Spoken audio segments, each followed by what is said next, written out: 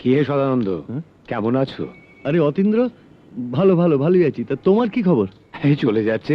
তাই পাসবইটা নিয়ে এত হিসেব নিকেশ কি করছো? হ্যাঁ, ও একটা ছেলে মানুষই, ছাড়ো ছাড়ো ওসব ছাড়ো। বলোই না, কি ব্যাপার?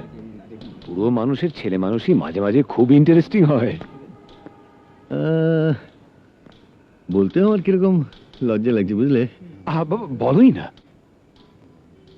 ব্যাপারটা কি জানো,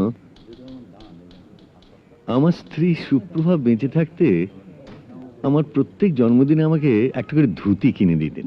বাহ, তার মানে তোমাকে খুব ভালোবাসতেন। তা তো বাস্তব ঠিকই, কিন্তু এখন প্রবলেমটা কি?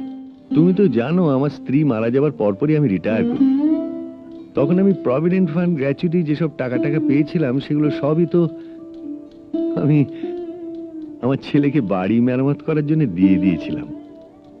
থাকার মধ্যে ছিল এই ব্যাংকেই একটা জয়েন্ট অ্যাকাউন্ট আমার আর আমার স্ত্রীর নামে। তো আমার প্রত্যেক জন্মদিনে এই অ্যাকাউন্টটা থেকে 100 টাকা করে টাকা তুলে একটা নতুন ধুতি কিনে পরি।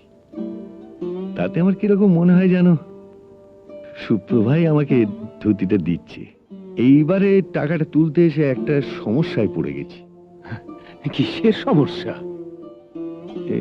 এবারে এই টাকাটা তুলতে এসে দেখছি অ্যাকাউন্টে আমার মাত্র 500 টাকা আছে। এখন আমি যদি এবছরে 100 টাকা তুলে নিই তাহলে আর 400 টাকা বাকি থাকে। কিন্তু ধরো যদি ভাই আমি 4 বছরেরও বেশি বাঁচি, তাহলে তো আর প্রত্যেক বছর নতুন ধুতি কিনে পরা হবে না। সেই জন্যই ভাবছিলাম যে এবারে যদি একটু কম সম করে 50 টাকা মতো মূল্যের একটা ধুতি কিনি, কোয়ালিটিটা একটু খারাপ হবে, তাহলেও তো আরো কয়েকটা বছর সুপ্রভার অ্যাকাউন্টে ধুতিটা কিনে পরা যাবে। দেখো সদানন্দ, এত হিসেব করে বাঁচা যায় না। আচ্ছা ভাই, এবারে জন্মদিনের ধুতিটা যদি যদি আমি কিনে দিই? না না, সে কি কথা, তা হয় না, তা হয় না ভাই। কেন হয় না? তোমার স্ত্রী আমায় কি বলতেন? ভাই, তার মানে আমি তোমার তোমার শালা হলাম।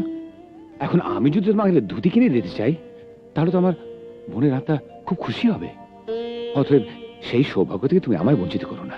তাছাড়া সম্পর্কটা যখন শালা ভগ্নিপতির, তখন তো তুমি অনায়াসে আমার ঘাড় ধরে বলতে পারো, ওই শালা, হ্যাঁ, জামাই ষষ্ঠীতে ফাঁকি মারো আর আজ জন্মদিন একটা একটা ধুতি দিতে পারো না?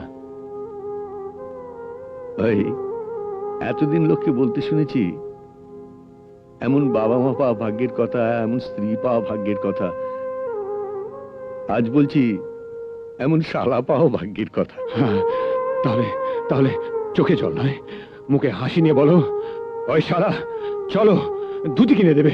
হ্যাঁ, চলো।